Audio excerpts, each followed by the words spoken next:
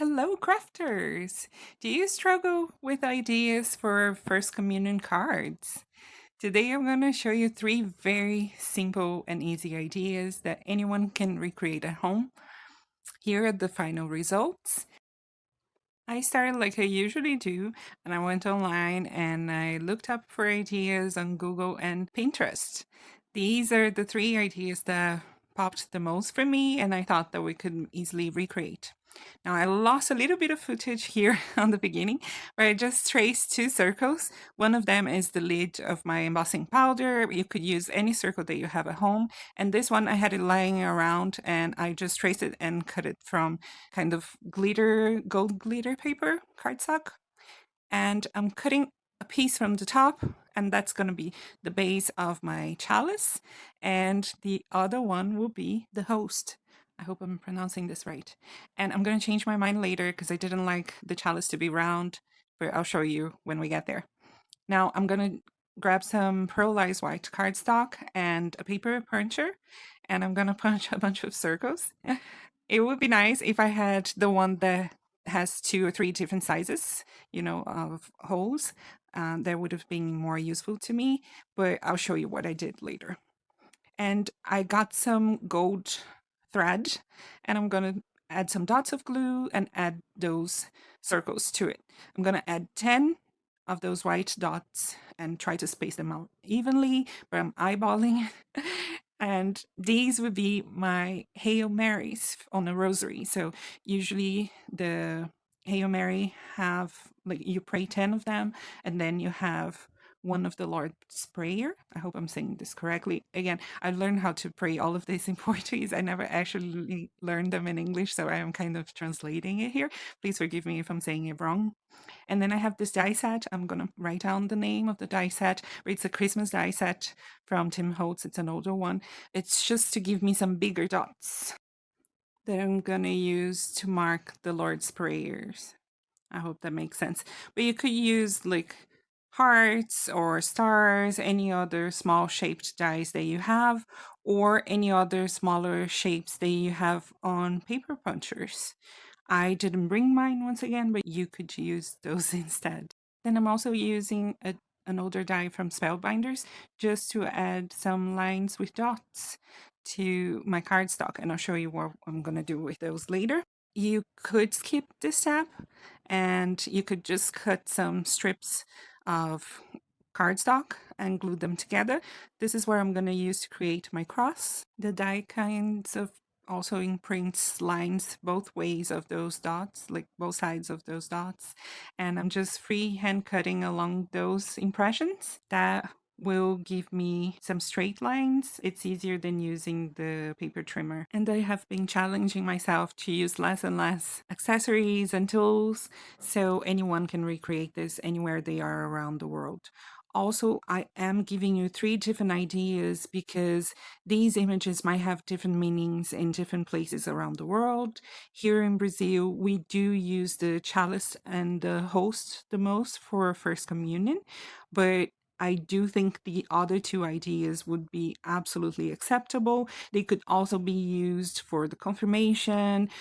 Some of them could also be used for a baptism and things like that. These are symbols that, at least here in Brazil, they could be used for different kinds of religious ceremonies and events. I hope wherever you are in the world, maybe they can be useful to you as well. Now, while I've been blabbing away, I cut two pieces of those dotted strips. And as I said, you don't need the dots. I just wanted to add some more detail. You just need one slightly longer than the other. And then you have the two pieces of your cross.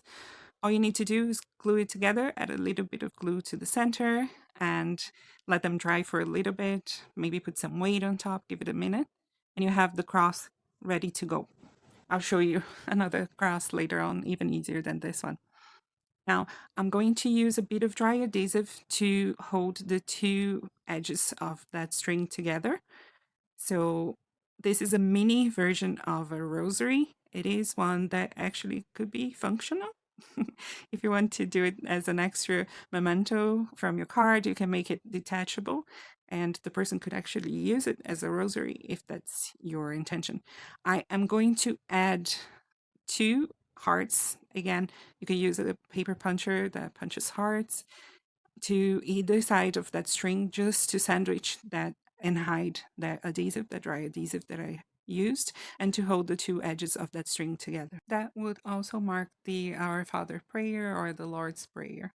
Any of these three elements would also be suited in case you want to send a card for the new Pope, or if you want to send a farewell card for the Pope who unfortunately just passed, anything like that. So keep that in mind. Next, we need one big dot, three of the smaller ones, and another big dot, and then the cross. That way, you could pray the full rosary with this mini version. We do have a few of them here in Brazil. Some people actually wear them like bracelets, and you could, as I said, have a functional one. I would just advise you to double it up and glue another dot on the back of these ones. The string I'm using is very, very thick, so maybe you could use like a thinner thread. That would be better. And then probably double up the cross as well and glue another cross behind this one. It would be more finished and it would just look nicer, to be honest. It's not mandatory. Now, I changed my mind about the chalice and I'm using an oval instead. And this time I'm using a metallic cardstock. I just found this oval in my stash. That's why I'm using it. But you could draw any oval or you could keep the chalice round if you wanted to. I would just advise you to use a smaller circle than I did, or maybe use a bigger card base. That's why I changed my mind. It wouldn't fit nicely into my card design, the size that I wanted. Now I keep bringing this to the camera because I trace those lines using my empty pen, and you probably can't see it very well on camera, but I can actually see it very well in person. Usually when I'm not filming, that is how I trace most things. And here I have this pearlized gold paper. It's not cardstock, and I am just cutting off some strips from it, and it's the only one I had, so cutting off 3 strips here. 2 would have been enough. It doesn't really matter the width or the size, the length. And I'm gonna use my scoreboard, but this element is absolutely optional, folks. This one was a labor of love. It took me very long time, I'm not gonna lie to you. I scored every single space that I had on my scoreboard because I wanted it to be not two-dimensional. If you did every other one, it would probably be better. And I folded it off screen zigzag, accordion fold, and then I glued all 3 pieces together. As I said, 2 would have been enough for what I'm doing. I'm making like a Rosetta. You don't need to do this. You absolutely don't need to do this. But I thought it was going to be quick and easy. It turned out I was absolutely wrong. But you live and you learn. And I actually really like how it turned out, how it looks in the end. So I have no regrets, no regrets whatsoever. I just wouldn't advise you to do it if you don't have the time. You might get frustrated. I'm gonna glue all 3 pieces together and then glue it again and make it like a full circle. And then I'm gonna struggle for minutes and minutes and minutes to glue this down into a rosetta because every time I put a piece down, the other will lift. I'm not lying to you, I'm keeping it real. So if you decide to do this, remember I warned you. I'm not trying to make this look easier than it is. It's not easy. Skip the step. Yes, I'm just showing you because it is on the final card. So if you want to know how I did it, this is how. But you can 100% skip this. If you use, you know how you make those snowflakes for Christmas that you folded like 6 times and then you cut off shapes from it. If you did that and you glued it together and you put it behind, it would have looked so much better and you would have been so much quicker and easier than this. Or if you just used a plain gold circle behind it, that would look gorgeous as well and you wouldn't get stressed out like I did. So this is after I already had struggled for like 30 minutes. I decided to cut off some dry adhesive, stick it to a circle. It's the same circle that I used to trace the one that I turned into a chalice earlier. It's the same circle. I'm gonna add the dry adhesive to it and then I'm gonna start placing it down. Again, I heavily edited this out and I speeded up a little bit as well, but I did struggle a lot doing this. So skip it. That's my advice to you. Now, while you watch a little bit of my struggle, I'm just trying to glue that down inside of that circle, but I can't really see what's in the back. And as I said, everything keeps lifting. So while I do that dance, I am going to tell you that I planned this video a little bit differently, but I got a comment, I got a bit of feedback on my previous video about my vellum panels and my vellum cards, and I thought it was very helpful, it was very insightful, and I decided to edit this video a bit differently. My vellum panels that I'm using on this video, I am not going to show you on this video how to make them, how I created them. I decided to show them on the next video, so I'll take some time, do a deep dive into my vellum process and how I make the tools and how I create my background panels from beginning to end. And then I have the time to show you in detail and you can probably, hopefully understand it better. It is a longer process, but it is 100% handmade as well. So you could use a die instead and get kind of a similar looking design with a die or an embossing folder in a matter of seconds. But if you don't have the kind of product, or if you want to do something different that no one else out there is doing, something unique, then I think the time makes up for it. You know, it's not difficult, it just takes a little bit of time, but you can also use it to mass produce. In one sitting, you can actually get a lot of cards made. Going back to our screen, I just traced and fuzzy cut another circle. That one is a glittery white cardstock. And now for a third element, I am just going to cut 2 strips of paper. So the width, the length, you can choose it. I actually lost the footage of the original one I made, so I had to record this again to show you how I did it. But you need one that is slightly shorter than the other so you can form a cross. And I decided to do it in 2 different shades, but you could use just 2 strips of paper and that would be more than enough for your cross. I just can't keep on adding elements and details, folks. I am so sorry. I am not a clean and simple design kind of girl. So I cut 2 other strips of a lighter shade. These are both kind of silvery looking, or I think the first one would be kind of pewter, right? And I am going to layer them. The lighter shade, I am just cutting it smaller and narrower than the first ones. Again, you don't really need to have the measurements because this is not even the one I'm using. You just need to understand how it was done so you can recreate it at home. Layer them if you want to, and then glue them together, wait for it to dry, and it's ready to use. One other option for you to decorate it would be to use some string or some sewing thread and tie the 2 sections together. But I didn't do that. I used pearls on mine, you're gonna see here in a second, and I used the ones that come attached together that I usually hate, but it was quite useful for this case. So here are 3 elements, and I'm gonna show you what else. These 2 panels, I'll show you in the next video how I created them. They are optional, and I have 3 card bases. This one is yellow with a white smaller panel. The second one is white with a yellow panel, and the third one is white with a gray panel. I'm just going to glue them together, all 3 of them, and then they will be ready to assemble. You can just literally glue one of your 3 elements to these cards and change the colors as you want, and that will be it.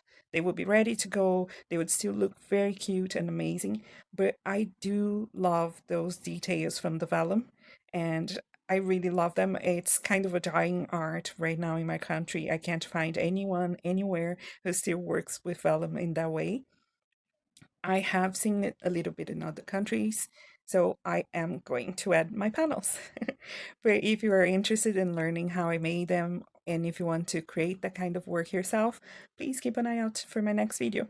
If you think it's too much work, it's too much trouble, don't worry, just keep next video.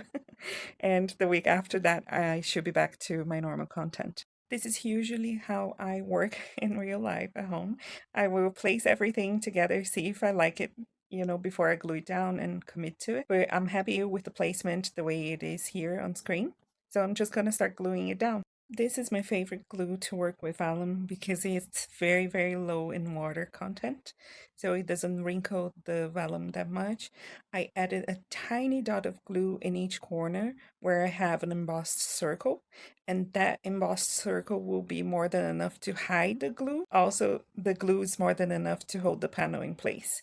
Again, I'm adding just a tiny bit of glue behind my element, my cross, and that will be more than enough to hold it all in place. You could, if you decide to use the vellum panel, you could use the cross or your elements, whatever they are, to the panel before you glue the panel down, and then you have more room to hide your adhesive behind it. For this one card in the center, the I'm not using the vellum panel. I am just going to glue the host to that rosette, sorry, the rosette that I created earlier. And then I'm gonna glue the whole thing to my card base. And I'm gonna add some dimensional adhesive behind my chalice body. I'm going to glue down the chalice kind of feet, the stand on the bottom, and then I'm gonna add the dimensional bit on top of the whole thing. So I'm being careful to add the adhesive, the dimensional adhesive, only to the bottom part, the part that is going to overlap the feet and the empty space on my card. But I'm adding liquid adhesive to the top where it's going to overlap the rosette and the host. I hope that makes sense, but you can probably see what I'm doing on screen. As I said, I love this glue. It's a shame that you can't really find it in other countries. Otherwise, I would highly recommend it. If you are in Brazil, please buy the Tech glue. It's so, so good. It's very hard to find. I had to go to a different state to be able to buy it. But here you can see I'm adding just a tiny bit of glue in those four corners, holding it down. I am editing out the part that I'm actually holding it until it dries. It takes like 30 seconds maybe. And then I'm going to use a tiny bit of dimensional adhesive for this one. And I chose two of those dots to hide my adhesive behind them. You don't need to buy any round adhesive, dimensional adhesive for this. You can just cut a tiny square with your scissors and hide it behind the dots. It just needs to be smaller than the dots that you used your paper puncher to get. But because I had them round, I thought I might as well just use them. I'm going to add a tiny bit of glue to the very edge of my cross, and that's all that is holding that rosary together. This is the final result. You can see the three cards, how they ended up. I really love how they look. This one looks so much better in person. I wish you could see it. And they are very simple designs. I didn't add sentiments to any of them because then I can keep them for any occasion I need. I hope that if you're watching this from a different country, these can be useful to you as well. And if you follow a different religion, please give me suggestions of card ideas that would be useful to you for your religion, for your celebrations. I'm happy to do that. Have a lovely day, happy crafting, and I'll see you again next week. Thank you. Bye.